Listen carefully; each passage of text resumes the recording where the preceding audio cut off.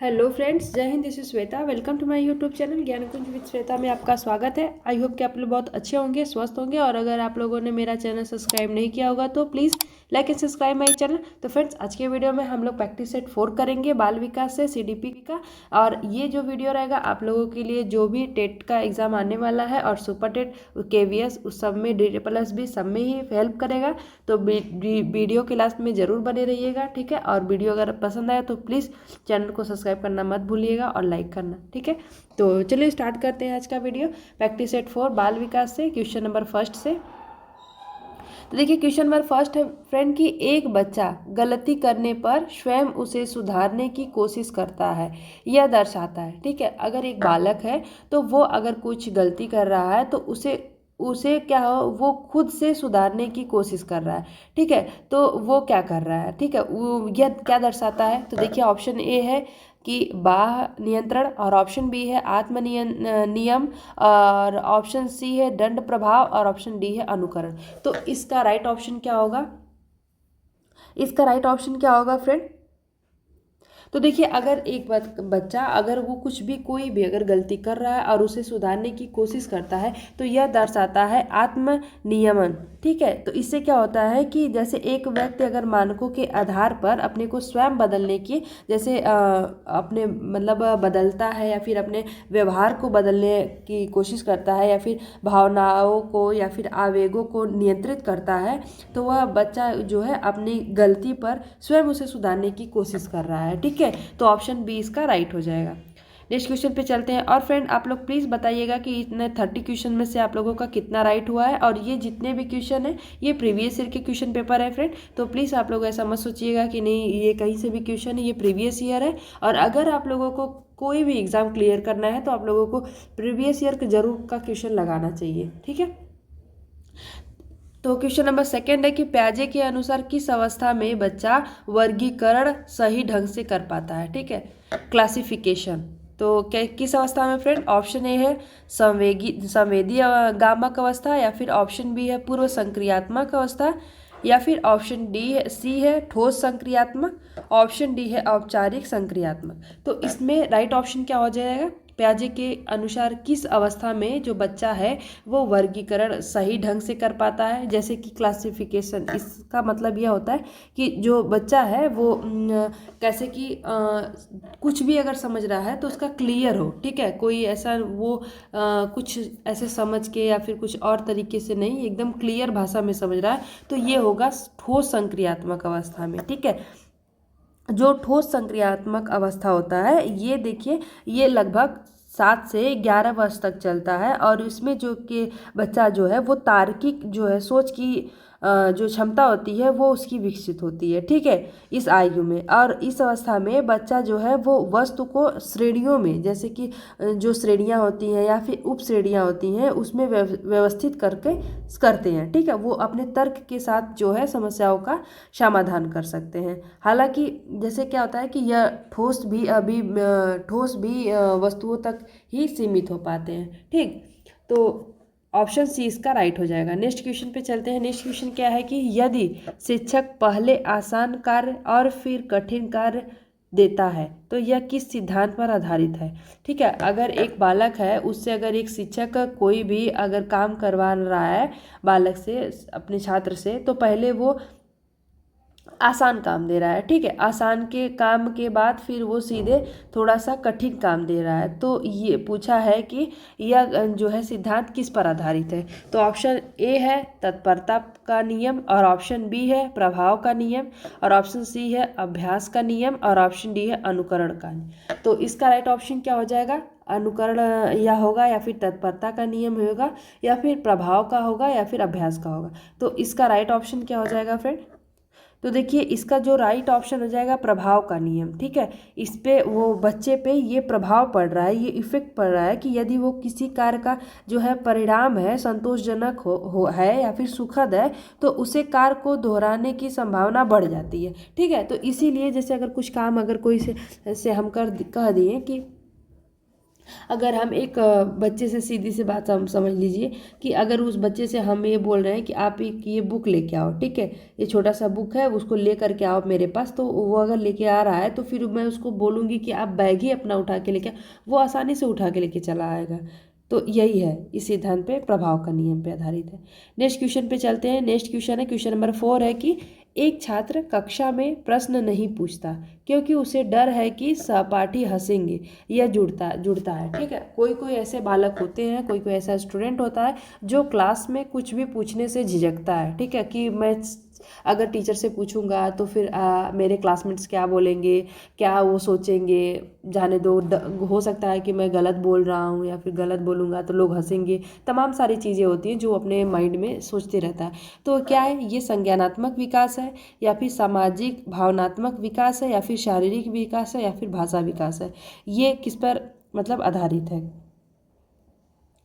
तो देखिए, ये जो है सामाजिक भावनात्मक विकास है, ठीक है। इसमें ये समाज इसको इफेक्ट कर रहा है, ठीक है, उसकी भावनाओं को इफेक्ट हो रहा है कि ऐसा क्यों, ये ऐसे अगर करूँगा तो फिर लोग हम पे हंसेंगे, तो ये सामाजिक भावना है, ठीक है। नेक्स्ट क्वेश्चन पे चलते हैं। क्वेश्चन नंबर 5 है। क्वेश्चन नंबर 5 है फ्रेंड कि निम्न में से कौन सा रचनात्मक मूल्यांकन का उदाहरण है, ठीक है। जो रचनात्मक मूल्यांकन होता है, क्रिएटिविटी बोला जाता है, क्रिएटिव बालक, उसका उस मूल्यांकन का उदाहरण कौन सा है इस ऑप्शन में। तो देखिए, फर्स्ट ऑप्शन है वार्षिक परीक्षा, सेकेंड ऑप्शन है बी का यूनिट टेस्ट, और ऑप्शन सी है कक्षा में प्रतिक्रिया देना, और ऑप्शन डी है बोर्ड परीक्षा। तो इसका जो है राइट ऑप्शन क्या हो जाएगा फ्रेंड, इसका राइट ऑप्शन क्या हो जाएगा, निम्न में से कौन सा रचनात्मक मूल्यांकन का उदाहरण है। तो देखिए, इसका जो रचनात्मक मूल्यांकन का उदाहरण वही होगा, मैं बोली ना आपको, क्रिएटिव बालक, ठीक है। तो क्रिएटिव बालक वही होते हैं जो कुछ करते हैं, तो ये कक्षा में जो प्रतिक्रिया कर रहे हैं, कुछ कार्य कर रहे हैं, कुछ एक्टिविटी कर रहे हैं, तो अगर क्लास में एक्टिव हैं तो यही जो कक्षा में प्रतिक्रिया देना रचनात्मक मूल्यांकन का सही उदाहरण है, ना कि परीक्षा देना और ना ही टेस्ट और ना ही वार्षिक परीक्षा। ये सब चीज़ें लेने से रचनात्मक मूल्यांकन नहीं होते हैं। आप लोग देखे होंगे कि कुछ ऐसे बालक होते हैं जो बहुत ही शांत और बहुत ही मंद बुद्धि के बालक होते हैं, और कुछ बालक बहुत ही एक्टिव होते हैं। वो किसी भी अपने घर में भी रहेंगे ना तो कुछ ना कुछ चीज़ें करते रहते हैं, तो उन्हीं को हम क्रिएटिव बालक बोलते हैं, ठीक है, एक्टिव बालक जो होते हैं। नेक्स्ट क्वेश्चन पे चलते हैं। क्वेश्चन नंबर 6 है कि बेंडूरा के अनुसार यदि मॉडल को पुरस्कार मिलता है तो दर्शक का सीखना कहलाता है, ठीक है। बेंडूरा किस पे एक मॉडल बोलते हैं कि मॉडल है, उसको पुरस्कार मिलता है तो दर्शक का सीखना क्या कहलाता है। ऑप्शन ए है प्रत्यक्ष पुनर्बलन, और ऑप्शन बी है विलंबित पुनर्बलन, और ऑप्शन सी है प्रत्याशित पुनर्बलन, और ऑप्शन डी है अप्रत्यक्ष पुनर्बलन। तो इसका राइट ऑप्शन क्या हो जाएगा, इसका राइट ऑप्शन क्या हो जाएगा फ्रेंड। तो देखिए, जो बेंडूरा के अनुसार यदि अगर उनके मॉडल को पुरस्कार मिलता है तो वह किस जो है वो दर्शक का जो सीखना है वो क्या कहलाता है, वो कहलाता है प्रत्याशित पुनर्बलन, ठीक है। ऑप्शन सी इसका राइट हो जाएगा। इनके अनुसार जब मॉडल को पुरस्कार मिलता है तो ये प्रत्याशित पुनर्बलन कहलाता है, क्योंकि क्या होता है, जब दर्शक जो होता है, दर्शक यह अपेक्षा करता है कि यदि वह भी अगर व्यवहार करेगा तो उसे भी पुरस्कार या फिर जैसे जो है वो जो है सकारात्मक जो है परिणाम मिलेंगे। यह एक सामाजिक अधिगम का जो है सिद्धांत का एक महत्वपूर्ण हिस्सा है, ठीक है। नेक्स्ट क्वेश्चन पे चलते हैं। क्वेश्चन नंबर 7, क्वेश्चन नंबर 7 है फ्रेंड कि सीखने में ट्रायल एंड एरर सिद्धांत दिया था। तो ऑप्शन ए है प्याजे ने, ऑप्शन बी है स्किनर ने, और ऑप्शन सी है थॉर्नडाइक ने, और ऑप्शन डी है कोहलर ने। तो देखिए, सीखने में ट्रायल एंड एरर सिद्धांत जो है वो किसने दिया था फ्रेंड, ट्रायल एवं एरर जो सिद्धांत है वो किसने दिया था फ्रेंड। तो ये हो जाएगा थॉर्नडाइक का है, ठीक है, ये थॉर्नडाइक का सिद्धांत है, ठीक है।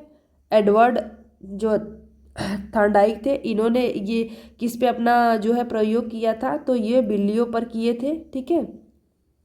बिल्ली पर प्रयोग किए थे। और ये एक परीक्षण और जो है त्रुटि का जो है ट्रायल एंड एरर सिद्धांत प्रतिपादक है। ठीक है, और इस सिद्धांत में एक जीव कई जो है कई प्रकार की जैसे एक एक्टिविटी को जब तक नहीं कर पाता तब तक करते रहता है, फिर बाद में जब तक वो संतोषजनक जो है परिणाम अगर देने वाली क्रियाएं समय के साथ जो है मजबूत हो जाती है। ठीक है, नेक्स्ट क्वेश्चन पे चलते हैं। Question number 8। क्वेश्चन नंबर 8 है फ्रेंड कि यदि बच्चा का जो है अक्षर पहचानता है लेकिन शब्द नहीं पढ़ पाता तो शिक्षक को क्या करना चाहिए। ठीक है, अगर एक स्टूडेंट है, एक बच्चा है, बालक है, वो कोई भी जैसे अक्षर को पहचान पाता है, मान लीजिए ये क है, ठीक है, और ये ख है, ये ग, अगर इसको पहचान ले रहा है बट ये क्या लिखा है इसको पढ़ नहीं पा रहा है, तो ये शिक्षक को क्या करना चाहिए। ठीक है, तो दंड देना चाहिए या फिर पिछले स्तर से शिक्षण देने चाहिए या फिर कठिन अभ्यास या फिर परीक्षा दे लेना चाहिए। तो देखिए, हम उसे दंड नहीं दे सकते, क्या हम उसको मार के या फिर कुछ दंड दे करके हम उसको सिखा सकते हैं, कुछ चीज़ें नहीं सिखा सकते। और कठिन अभ्यास भी नहीं कराना चाहिए, पहले उसको समझिए कि वो क्यों नहीं सीख रहा है, तो पिछले स्तर से शिक्षण देनी चाहिए। ठीक है, या हमको क्या करना चाहिए कि जो वो पढ़ा है, कोई शब्द नहीं पढ़ पा रहा है तो वो उसको अक्षरों से जो जोड़ने या फिर डिकोड करने में जो कठिनाई हो रही है उसे उसे क्या कहते हैं हम, डिस्लेक्सिया जैसे सीखने की जो अक्षमता का एक लक्षण हो सकता है। ठीक है, तो उसे हम सही करने की कोशिश कर सकते हैं। ठीक है, पिछले स्तर से शिक्षण देने से। नेक्स्ट क्वेश्चन पे चलते हैं। नेक्स्ट क्वेश्चन है क्वेश्चन नंबर 9 है कि निम्न में से कौन सा कथन सही है। ठीक है, निम्न में से कौन सा कथन सही है फ्रेंड, तो ऑप्शन ए है विकास, और ऑप्शन ए है विकास और अधिगम समान, और ऑप्शन बी है विकास अधिगम पर निर्भर नहीं, और ऑप्शन सी है अधिगम विकास को प्रभावित करता है, और ऑप्शन डी है दोनों असंबंधित हैं। तो इसका राइट ऑप्शन क्या हो जाएगा, इसका राइट ऑप्शन क्या हो जाएगा फ्रेंड,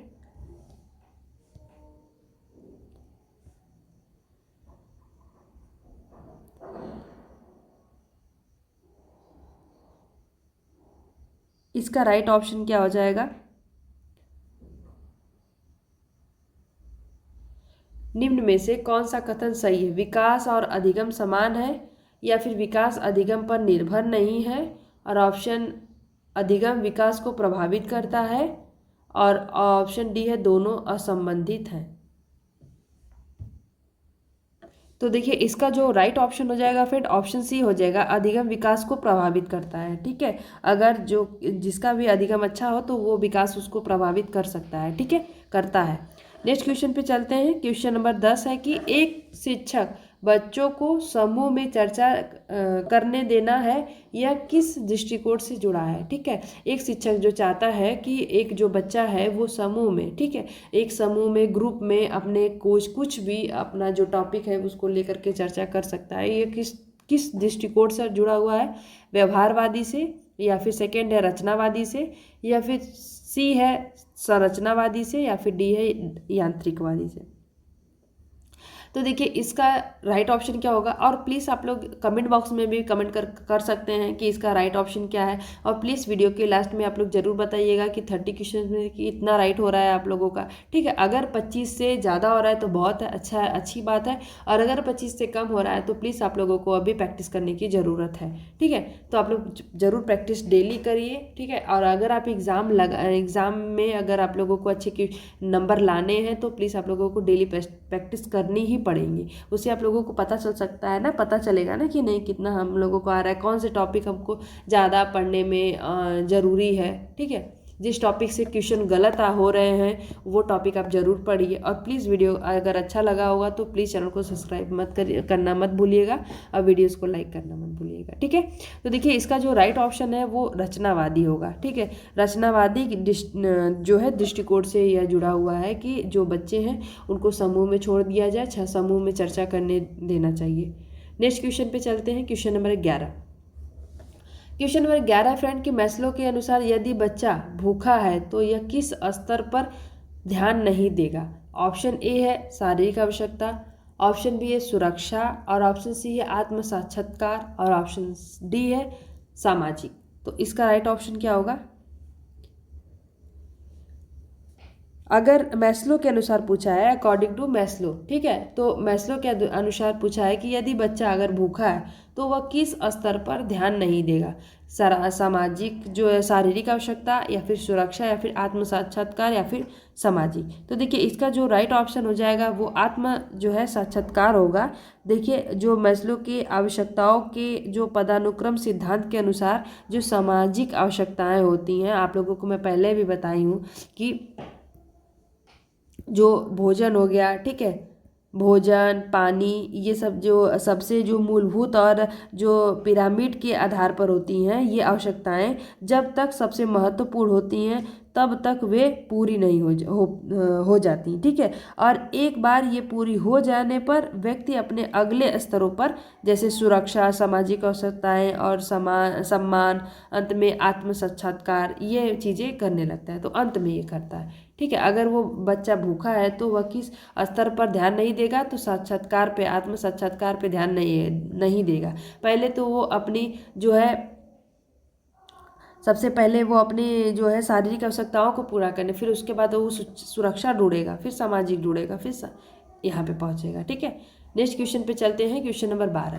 क्वेश्चन नंबर 12 है फ्रेंड कि कौन सा कारक सीखने को सबसे अधिक बाधित करता है, ठीक है। कौन सा ऐसा कारक है जो सीखने को सबसे अधिक बाधित करता है फ्रेंड? तो ऑप्शन ए है रुचि, ऑप्शन बी है प्रेरणा, और ऑप्शन सी है भय, और ऑप्शन डी है अभ्यास। तो इसका राइट ऑप्शन क्या हो जाएगा? कौन सा कारक होता है जो सीखने को सबसे अधिक बाधित करता है? तो सबसे अधिक जो बाधित करता है, देखिए फ्रेंड यहाँ पे क्या पूछा है, बाधित करता है, प्रभावित नहीं पूछा है, बाधित पूछा है। तो बाधित में भय हो जाएगा। अगर यहाँ पे प्रभावित होता है तो रुचि, प्रेरणा, अभ्यास ये सब आ सकते थे, लेकिन यहाँ पे भय पूछा है। तो ये आप क्वेश्चन को सही से और समझ के पढ़ने को जरूर आप लोग इसको ध्यान दीजिएगा, ठीक है। तो ऑप्शन सी इसका राइट हो जाएगा। जो भय है इसके अकॉर्डिंग हम ये कुछ भी हम कारक सीखने को सबसे अधिक जो बाधित करता है वो भय ही होता है, ठीक। अभी भी आपके अंदर यही भय है कि शायद मैं यूपी टेट एग्जाम क्लियर कर पाऊँ, नहीं कर पाऊँ, तो ये आपका भय ही है, ठीक। नेक्स्ट क्वेश्चन है कि क्वेश्चन नंबर 13 कि एक छात्र पहले गलत तरीका अपनाता है फिर सही तरीका खोज लेता है, यह है अंतर्दृष्टि, अनुकरण, ट्रायल एंड एरर, या फिर सामान्यीकरण। तो इसका राइट ऑप्शन क्या हो जाएगा? एक छात्र पहले गलत तरीका अपनाता है फिर सही तरीका खोज लेता है, यह क्या है? तो देखिए यह एक है ट्रायल एंड एरर थ्योरी, जो हम बताए थे आपको, ये थॉर्नडाइक का है, ठीक है। जो ये थॉर्नडाइक का है, ये ट्रायल एंड एरर थ्योरी मैं आपको अभी बताई कि जो अगर एक कार्य अगर एक बच्चा कर रहा है तो अगर वो 10 बार करेगा तो हो सकता है कि वो 8 बार गलत करे, लेकिन फिर उसके बाद 9वां बार 10वां बार वो सही करने लगेगा, ठीक है।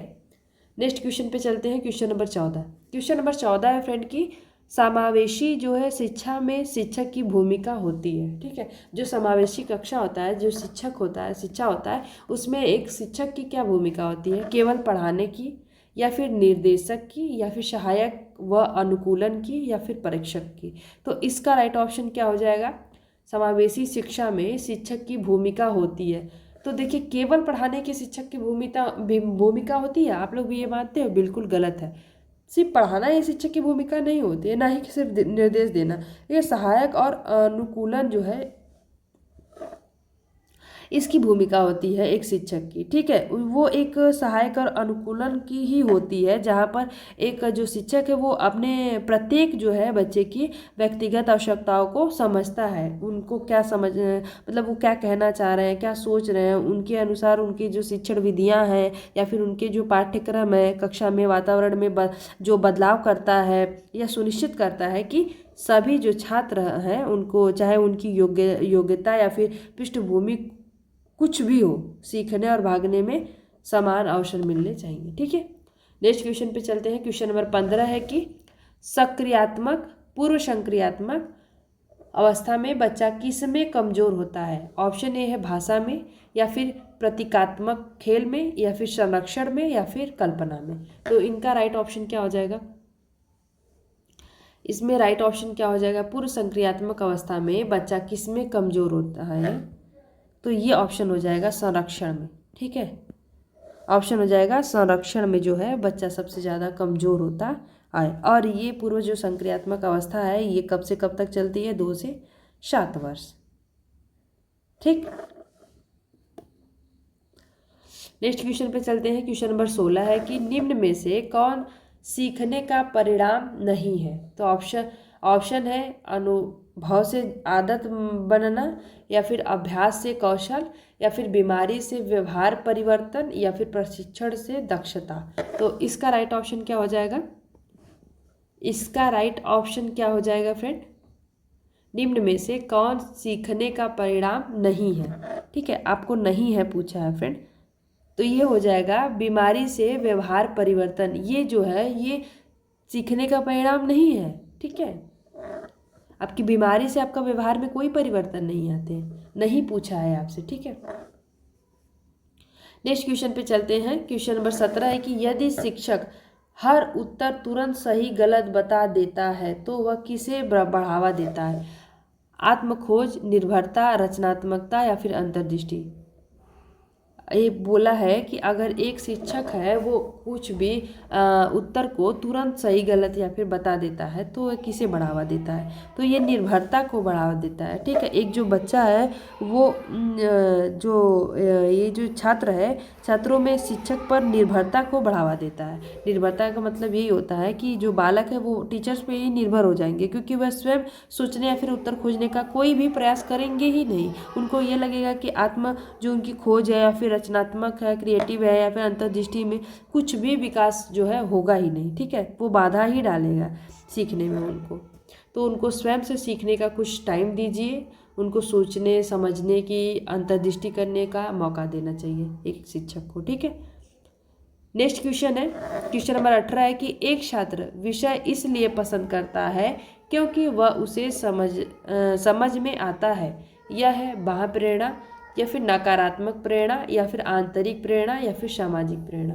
तो इसका राइट ऑप्शन क्या हो जाएगा, इसका राइट ऑप्शन क्या हो जाएगा फ्रेंड, एक छात्र विषय इसलिए पसंद करता है क्योंकि वह उसे समझ में आता है। यह क्या है, यह एक जो है आंतरिक प्रेरणा है। ठीक है, उसे आंतरिक प्रेरणा मिल रही है इस बात से कि अगर मुझे एक चीज़ है, ये सब्जेक्ट है, ये मुझे समझ में आ रहा है, तो ये उसके जो है आंतरिक प्रेरणा है। ठीक है, जो इंटरनल जो है मोटिवेशन है। नेक्स्ट क्वेश्चन पे चलते हैं। क्वेश्चन नंबर 19 है कि कौन सा मूल्यांकन सीखने से सबसे पहले किया जाता है। ठीक है, कौन सा ऐसा मूल्यांकन होता है फ्रेंड जो सीखने से सबसे पहले किया जाता है। ऑप्शन ए है समापनात्मक, और ऑप्शन बी है निर्णयात्मक, और ऑप्शन सी है नैदानिक, और ऑप्शन डी है मानकीकृत। तो इसका राइट ऑप्शन क्या हो जाएगा, कौन सा जो मूल्यांकन है सीखने से सबसे जो है पहले किया जाता है। तो सबसे पहले जो है सीखने से कौन सा ऐसा मूल्यांकन है, तो नैदानिक जो मूल्यांकन होता है वो सीखने की प्रक्रिया शुरू होने से पहले ही किया जाता है। इसलिए किया जाता है क्योंकि जो छात्रों के जो है पूर्व ज्ञान या फिर उनके कौशल किसी भी संभावित जो है सीखने की कठिनाइयों या फिर उनकी कमियों की पहचान की जा सके। ठीक है, इसीलिए जो शिक्षक को छात्रों की जो है विशिष्ट आवश्यकता के आधार पर निर्देश की योजना बनाने और उसे जो है अनुकूलित करने में मदद करनी चाहिए। ठीक, नेक्स्ट क्वेश्चन है। क्वेश्चन नंबर 20 है कि वैगोस्की के अनुसार शिक्षक की सहायता कहलाती है। ठीक है, वैगोस्की के अनुसार जो शिक्षक की सहायता है वो क्या कहलाती है, अनुकरण कहलाती है, या फिर स्कैफोल्डिंग कहलाती है, या फिर पुनर्बलन कहलाता है, या फिर अभ्यास कहलाता है। क्या कहलाता है फिर, तो वैगोस्की के अनुसार जो शिक्षक की सहायता कराना उनको क्या कहलाता है, तो वो स्कैफोल्डिंग कहलाता है। ठीक है, स्कैफोल्डिंग का मतलब वही होता है कि हम उनको थोड़ा सा पुश कर रहे हैं किसी चीज़ को सीखने के लिए। ठीक है, तो ऑटोमेटिक वो सीखने की अभ्यास करेगी। स्कैफोल्डिंग का मतलब आप उनको पूरी तरीके से हेल्प नहीं कर रहे हो, बस उनको मोटिवेट कर रहे हो। ठीक है, नेक्स्ट क्वेश्चन पे चलते हैं। 21 नंबर क्वेश्चन है कि यदि बच्चा गणित में अच्छा है और भाषा में कमज़ोर है तो यह दर्शाता है क्या है, समान बुद्धि, बहुबुद्धि, निम्न बुद्धि या फिर सामान्य बुद्धि। तो इसका राइट ऑप्शन क्या होगा, प्लीज़ आप लोग कमेंट बॉक्स में भी बताइए, ठीक है।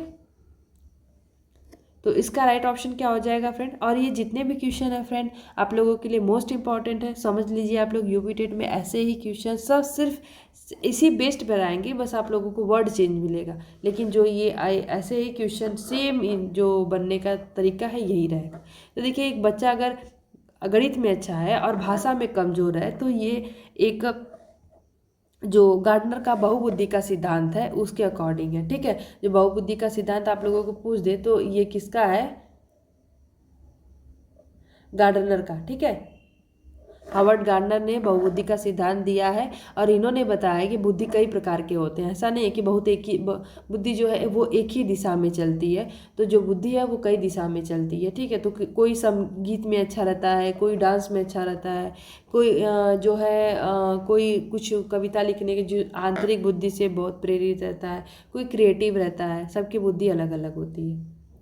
नेक्स्ट क्वेश्चन पे चलते हैं, क्वेश्चन नंबर 22। क्वेश्चन नंबर 22 है फ्रेंड कि सीखने की वह अवस्था जहाँ पुराना ज्ञान नए ज्ञान से जुड़ता है, या फिर आंतरिक अधिगम होगा, या फिर सार्थक अधिगम होगा, या फिर अनुकरण होगा, या फिर विस्मृति होगी। क्या होगा, सीखने की वह अवस्था जहाँ पुराना ज्ञान नए ज्ञान से जुड़ता है, तो वह अवस्था हो जाएगी फ्रेंड सॉरी सार्थक अधिगम हो जाएगी, ठीक है। जो सार्थक अधिगम होता है वह प्रक्रिया जिसमें नए ज्ञान को मौजूदा ज्ञान जो है संरचनाओं से जोड़ता है, ठीक है। उनकी जो है अवधारणा की जो गहराई को समझ बनती है, ठीक है। आप लोगों को एक कोटेशन भी वुडवर्थ ने दिए थे, मैं आप लोगों को यहाँ पे लिख दे रही हूँ, कभी कभी कोटेशन भी पूछता है, ठीक है। वुडवर्थ के अनुसार है, ये क्या है मैं बता दूं आपको कि इनके अनुसार एक है कि नवीन ज्ञान, ठीक है, नवीन ज्ञान और नवीन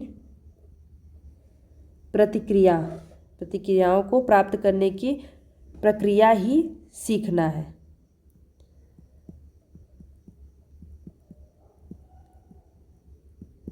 नवीन ज्ञान और नवीन प्रतिक्रियाओं को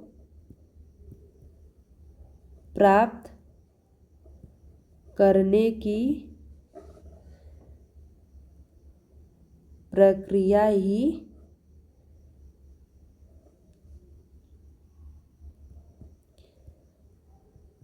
सीखना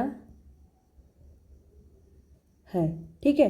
ये वुडवर्थ के अनुसार है, इनका ये कोटेशन है, आप लोगों को ये याद कर लेना चाहिए, आप लोग स्क्रीनशॉट कर सकते हैं या फिर लिख लीजिए, ठीक है। ये क्वेश्चन पूछा जाता है कोटेशन। नेक्स्ट क्वेश्चन है कि एक शिक्षक पाठ को जीवन से जोड़कर पढ़ाता है या बढ़ावा देता है, किस पे, रटंत पर, या फिर भय पर, या फिर सार्थक अधिगम पर, या फिर दंड पर। किसको बढ़ावा देता है फ्रेंड, अगर एक कोई टीचर है वो क्या करता है कि कोई भी पाठ अगर लेसन पढ़ा रहा है तो वो मतलब उसके जीवन से जोड़कर पढ़ा रहा है, तो ये एक सार्थक अधिगम हो जाएगा, ठीक है। ना कि भय होगा, ना ही रटंत होगा या फिर दंड होगा, ये सब चीज़ें नहीं हो, वो एक सार्थक अधिगम जो है वो बना रहा है, ठीक है, वो सार्थक अधिगम को बढ़ावा दे रहा है। नेक्स्ट क्वेश्चन पे चलते हैं। अगर ऐसा करने पे ना क्या होता है कि बच्चे, अगर मैं ही आपसे ज़िंदगी से जुड़े हुए कुछ भी एग्जांपल दूँ तो आप लोगों को अच्छे तरीके से याद होगा, ना ही कोई अगर नई एग्जांपल दूँ तो शायद आप लोग भूल जाएंगे, लेकिन अगर कुछ ऐसा अगर एग्जांपल दे रही हूँ तो आप लोगों को शायद वो अच्छे से याद रह पाएंगे, ठीक है, इसीलिए सार्थक अधिगम होगा ऐसा। नेक्स्ट क्वेश्चन पे चलते हैं। क्वेश्चन नंबर 24 है कि निम्न में से कौन बाल अधिकार से संबंधित है, दंड देना, समान अवसर, तुलना, या फिर चयन। तो क्या हो जाएगा इसका राइट ऑप्शन, निम्न में से कौन बाल अधिकार से संबंधित है, तो दंड देना, या फिर समान अवसर, या फिर तुलना, या फिर चयन। तो देखिए इसका जो राइट ऑप्शन हो जाएगा फ्रेंड समान अवसर, ठीक है। जो बाल अधिकार से संबंधित है वो समान अवसर, किसी भी बच्चा या फिर बालक को समान अवसर देना चाहिए। ऐसा नहीं है कि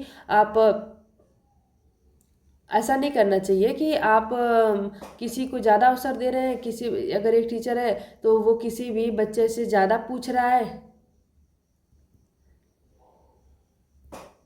अगर कोई एक बच्चे से ज़्यादा प्रश्न पूछ रहा है, वही आंसर अगर सही दे रहा है तो उसी से बार बार पूछिए। ऐसा नहीं करना चाहिए, बच्चे को समान अवसर देना चाहिए। कोई भी आप क्रिएटिविटी करवा रहे हैं या कुछ भी, ठीक है, तो समान अवसर देना चाहिए। नेक्स्ट क्वेश्चन है कि यदि एक छात्र पढ़ते समय शब्द जोड़ देता है तो यह समस्या है, गणितीय, लेखन, पठन या फिर स्मृति। तो इसका राइट ऑप्शन क्या हो जाएगा? इसका राइट ऑप्शन क्या हो जाएगा?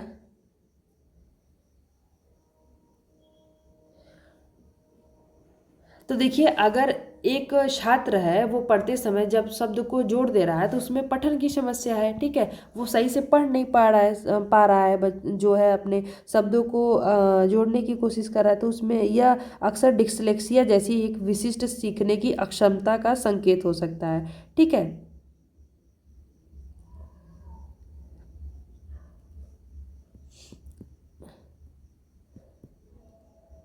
डिस्लेक्सिया है ये एक पठन में अक्षरता वाले जो बच्चे होते हैं उनमें एक छोटी सी बीमारी होती है ऐसे, तो ये उसका संकेत है। नेक्स्ट क्वेश्चन पे चलते हैं कि औपचारिक संक्रियात्मक अवस्था की आयु लगभग होती है, तो 0 से 2 वर्ष होती है, या फिर 2 से 7, या फिर 7 से 11, या फिर 11 से ऊपर। तो देखिए इसमें औपचारिक पूछा है तो सीधे सीधे ये लास्ट सबसे ज़्यादा स्टेज है, ये 11 वर्ष से ऊपर होती है, ठीक है, औपचारिक संक्रियात्मक अवस्था। और ये किसकी अवस्था है? प्याजे की जो है वो प्याजे के जो है संज्ञानात्मक विकास का जो है ये सिद्धांत है, ठीक है, संज्ञानात्मक विकास का सिद्धांत, ठीक है। और इन्होंने जो ये सिद्धांत दिया है वो 4 अपने 4 भागों में बांटा हुआ है, ठीक है। नेक्स्ट क्वेश्चन पे चलते हैं। ये जो है चारों भागों का आपको दिया गया है। जो पहला है वो 0 से 2 वर्ष है, जो दूसरा है 2 से 7 है, और जो तीसरा है वो तीसरा ठोस अवस्था है, इसको हम ठोस कहते हैं या औपचारिक कहते हैं, ठीक।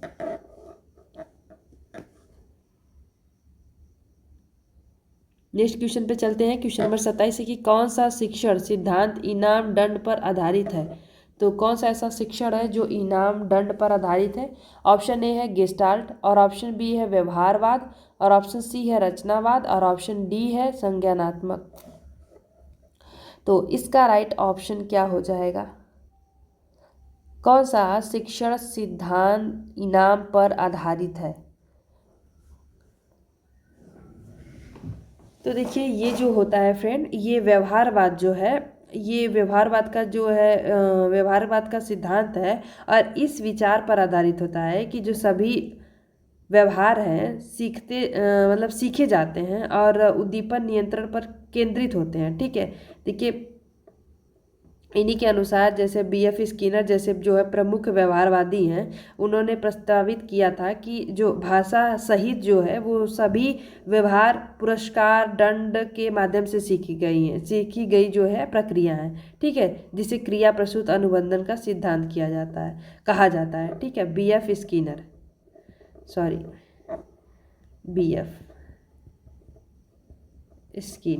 ठीक है।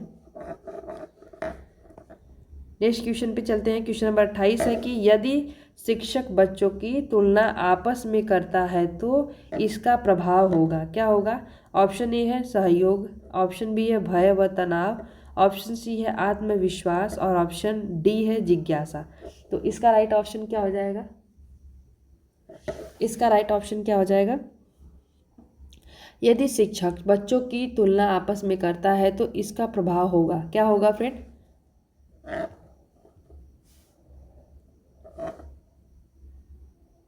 तो देखिए अगर कोई शिक्षक है, टीचर है, अगर वो बच्चों की तुलना आपस में कर रहा है तो यह जो है वो भय और तनाव की जो है अवस्था आ जाएगी इस टाइम में, ठीक है, कंपेयर नहीं करना चाहिए। नेक्स्ट क्वेश्चन पे चलते हैं कि सीखने में सबसे प्रभावी पुनर्बलन होता है, ठीक है, जो सीखते हैं बच्चे सबसे प्रभावी पुनर्बलन क्या होता है?